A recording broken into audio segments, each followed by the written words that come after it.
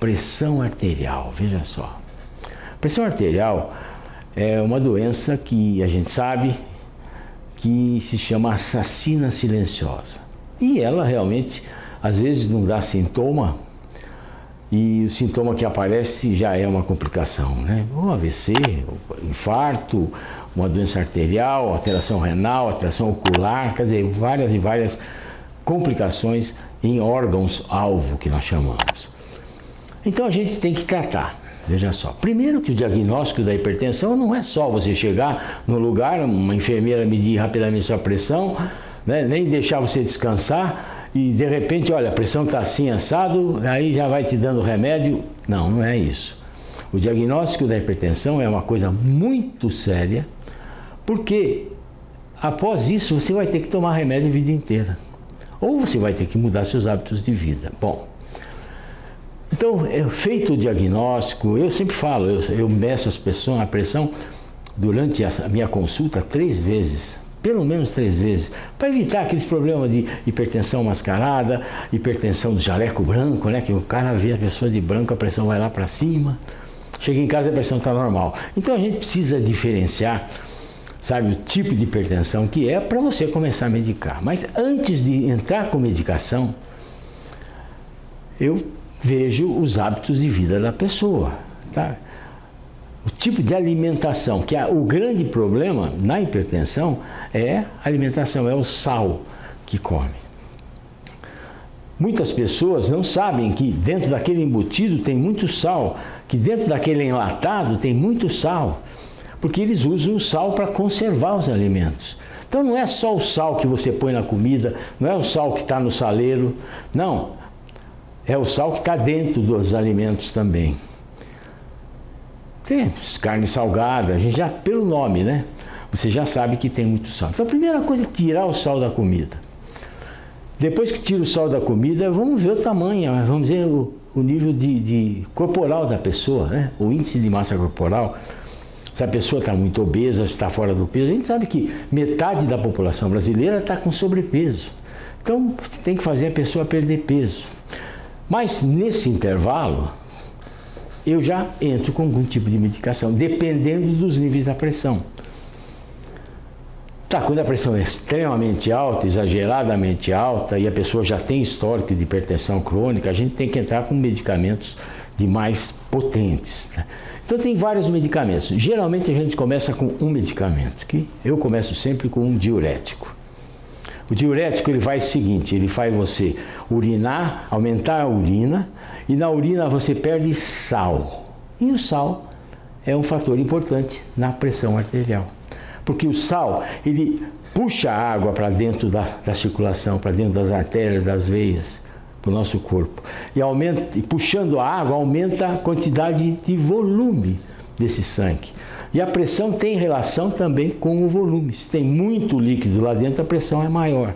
Então a gente fazendo a pessoa urinar, ela perde sal e a pressão normaliza ou reduz um pouquinho. Muito bom. Se você não atinge o nível de pressão correta com o diurético, a gente associa um outro tipo de medicamento que vai atuar em outra parte. Então são os medicamentos que nós chamamos de inibidores da enzima de conversão, ou os bloqueadores do sistema renina-angiotensina. Porque envolvido na hipertensão está uma coisa que se chama renina. A renina é um vasoconstritor, que é produzido no rim. O que é vasoconstritor? Ele faz com que as artérias se contraiam, com isso a pressão sobe. Então se você der uma substância que iniba essa renina, você vai estar controlando a sua pressão também. Então a primeira coisa, eu dou um diurético. Depois, se a pressão não melhora, ou se o nível de pressão já é um nível mais complicado, eu associo um inibidor da renina ou um inibidor da enzima de conversão. E tem vários nomes desses tipos de medicação. Captopril, tem losartana, tem valsartana, tem vários, telmisartana, tem vários, sartanas, candesartana, todos esses são medicamentos que atuam nesse nível renal. Diuréticos, tem hidroclorotiazida, que é o mais comum, que a gente tem assim na farmácia popular, tem clortalidona, tem vários e vários outros tipos, mas basicamente é clortalidona, hidroclorotiazida, porque eu sempre prefiro dar medicamentos que a gente tem na farmácia popular, independente do lado financeiro da pessoa ou não, sabe? Porque são medicamentos que a gente já tem mais experiência, medicamentos que a gente usa há anos, sabe como é que funciona. Eu sempre gosto de usar medicamentos assim, que a gente tenha, sabe, que você conheça. Eu evito medicamentos desconhecidos, eu espero esses novos medicamentos, a gente pegar a mão, que a gente fala isso, a medicina, a gente pegar a mão para conhecer bem aquele remédio, para poder, o dia que eu der para um paciente, eu sei o que eu estou fazendo. Muito bom, mas então, eu te falei, você tem um remédio para pressão que é um diurético, você tem um remédio para pressão que dá vasodilatação, você tem um outro que chama assim, bloqueador de canal de cálcio. Bloqueadores de canais de cálcio. Anlodipina, por exemplo. Anlodipina é um remédio excelente e a gente pode associar. A gente começa com hidroclorotiazida, por exemplo, começa com losartana, se a pressão não melhora, você entra com anlodipina. Anlodipina é uma medicação que dá vasodilatação, por isso que ela às vezes dá inchaço na perna.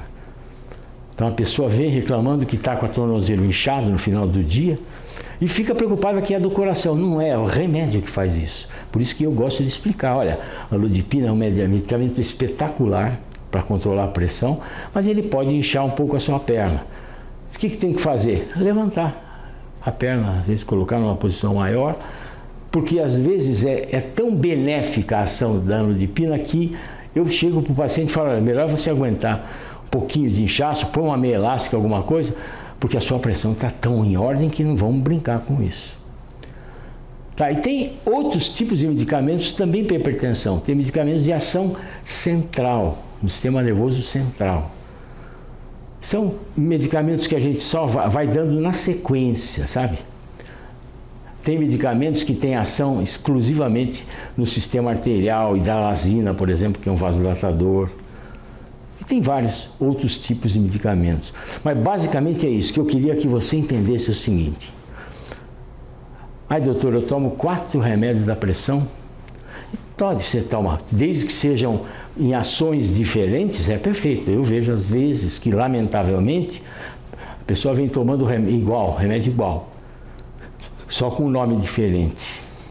Isso é triste, mas é verdade, acontece. Então você vê aquela relação enorme de remédio, né?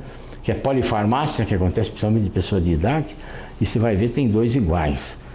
Então, um diurético, um bloqueador de canal de cálcio, um vasodilatador, quer dizer, geralmente são medicamentos que vão agindo em fases, em locais diferentes. Mas uma coisa eu quero te dizer agora, não adianta você só tomar remédio. Se você não mudar seus hábitos de vida, se você não tirar o sal da sua vida, meu amigo, não adianta. Não existe milagre, sabe? Então, doutora, minha pressão não melhora nunca. Eu tomo 4 tipos de remédio e não melhora. Você vai ver, a pessoa está comendo errado, come pizza, sabe? Não faz ginástica, não faz nada. Quer dizer, o remédio não faz milagre, sabe?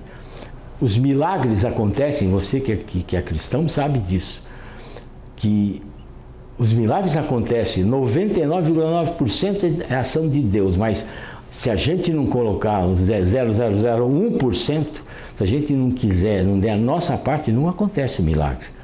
Mesma coisa com relação ao remédio. Se você não cuidar da sua vida, seu hábito de vida, não tem como a pressão melhorar. Pode melhora tudo, mas os órgãos-alvo ficam sofrendo e você vai cada vez mais se entuchando de remédio. Mas, doutor, posso parar de tomar o remédio? Outra pergunta que fazem para mim. Doutor, eu não sinto nada, por que eu vou tomar remédio? Porque a doença é assassina, a doença sabe, é sigilosa, é uma doença que ela aparece assim, de uma hora para outra você tem um AVC, de uma hora para outra você tem um derrame, por isso você tem que tomar. Doutor, eu só vou tomar remédio quando a minha pressão estiver alta. Não, se a pressão estiver alta, você já pode ter tido um AVC. Outra coisa importante, olha, eu sempre peço para as pessoas, pelo menos no começo da consulta, quando eu ainda não conheço, eu peço para elas medirem a pressão durante todos os dias e me passarem o resultado pelo WhatsApp. Porque assim eu vou podendo controlar e vou podendo acrescentar ou tirar a medicação. Mas isso não pode, tem que ter um tempo para fazer isso. Geralmente acertei a medicação, uma semana, pronto, mede uma pressão de vez em quando, uma vez ou outra, porque essa história de ficar medindo a pressão todos os dias é absolutamente errado. Isso leva a um quadro de neurotiza as pessoas e a família também. Porque a pressão varia, meu Deus. Sabe, pressão é uma coisa que varia de instante para instante. Porque é o coração batendo, tá? E o sistema arterial recebendo o sangue. Se você tem qualquer tipo de alteração, emoção, se você sobe uma escada, se você leva um susto, a pressão aumenta. Então, de manhã vai estar 10/6, à tarde 14/8. Bom, isso é normal, isso acontece.